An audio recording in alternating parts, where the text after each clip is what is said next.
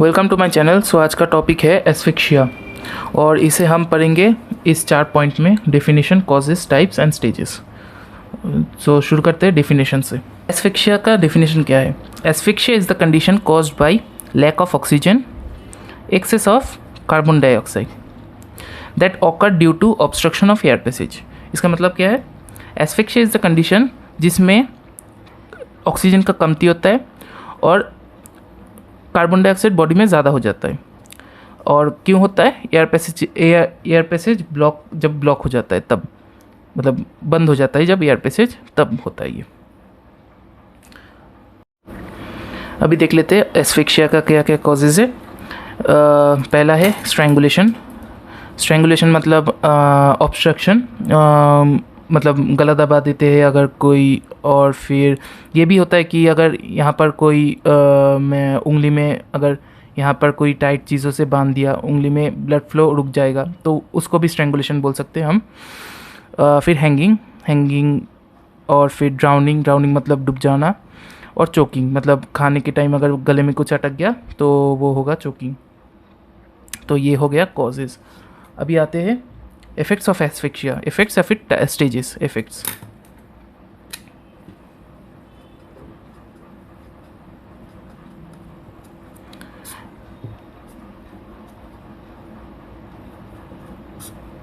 Effects और stages या फिर इफेक्ट्स तीन टाइप का होता है। तीन स्टेजेस होता है टोटल। पहला स्टेज जो होता है वो है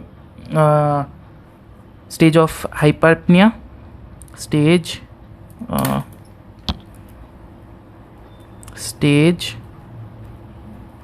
ऑफ हाइपरपनिया।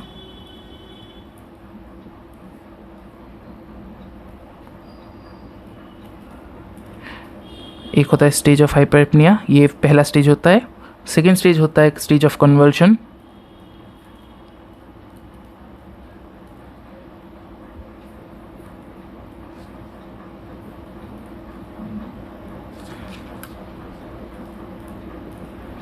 और फिर तीसरा स्टेज होता है स्टेज ऑफ कोलैप्स।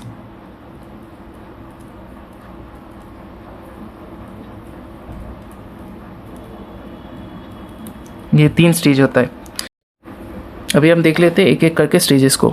स्टेजेस में फर्स्ट है stage of हाइपरएपनिया।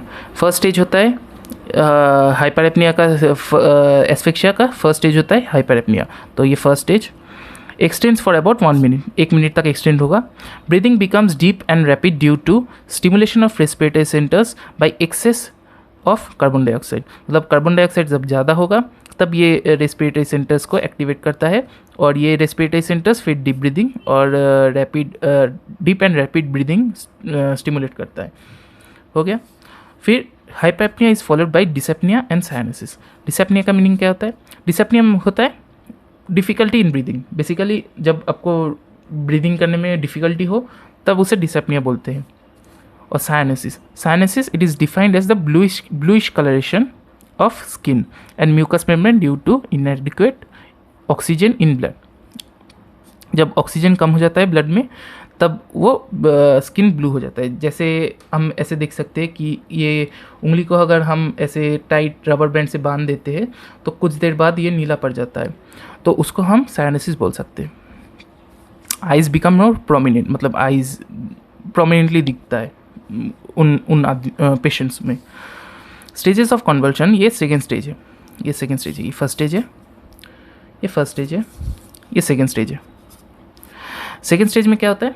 It is the stage mainly characterised by convulsion. Convulsion मतलब अनकंट्रोल्ड कंट्रैक्शन, मतलब मसल्स में अनकंट्रोल्ड कंट्रैक्शन होता है। तो उससे क्या होता है?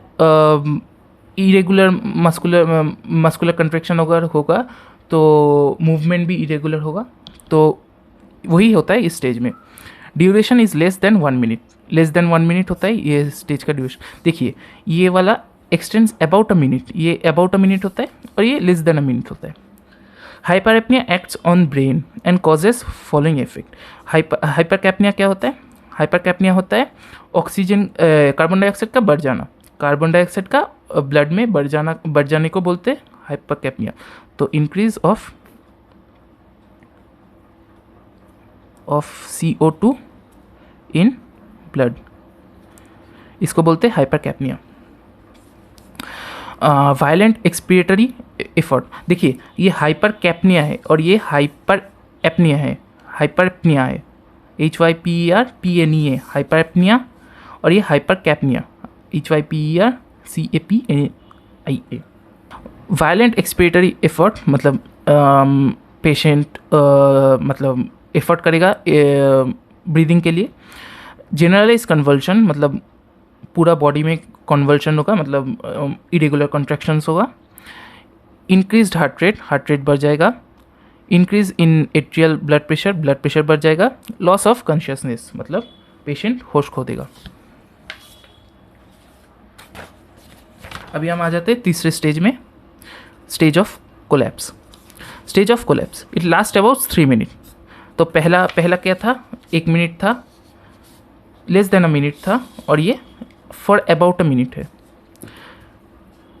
Depression of centres in brain and disappearance of convulsion. Depression क्या होता है, डिप्रेशन मतलब कि सेंटर्स उतना अच्छे से काम नहीं कर पाता है, डिप्रेशन अगर हो जाता है तो। और डिसअपीयरेंस ऑफ कन्वर्जन मतलब जो इरेगुलर कॉन्ट्रैक्शन होता है वो बंद हो जाता है।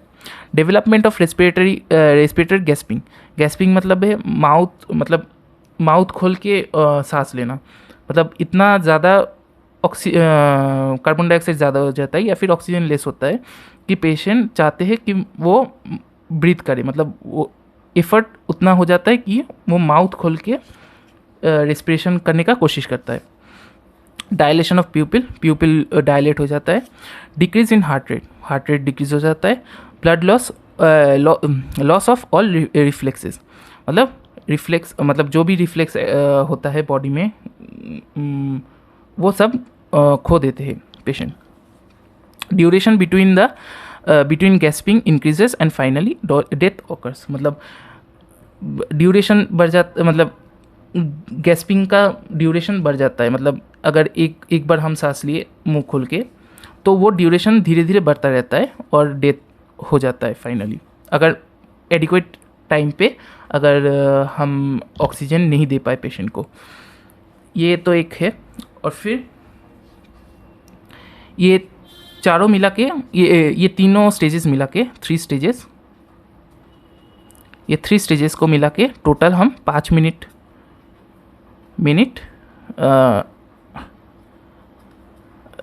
5 मिनट तक होता है। ये 3 स्टेजेस टोटल 5 मिनट तक होता है।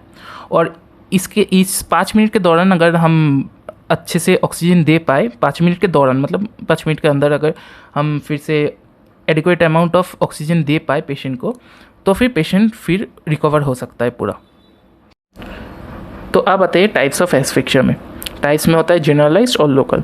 जनरलाइज्ड मतलब अगर पेशेंट पूरा ऑक्सीजन ले ही ना पाए, मतलब लंग से अंदर ही ना जा पाए, तो वो कौन सा केस हो सकता है। एक तो चोकिंग हो सकता है, फिर जो हमने बोला पहले ही,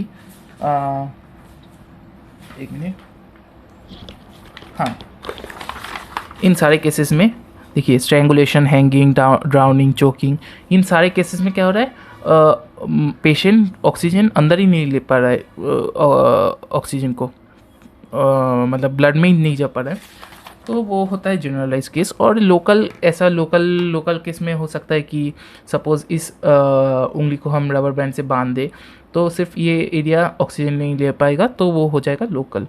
तो टाइप्स में होता है जनरलाइज और लोकल। और ये वीडियो ख़त्म हो गया, छोटा सा टॉपिक था बहुत। और नोट्स नीचे, ये अगर नोट्स आपको चाहिए तो मैं नीचे डिस्क्रिप्शन में दे दूँगा, आप डाउनलोड कर सकते हैं। और फिर मिलते हैं अगले वीडियो में। Thank you.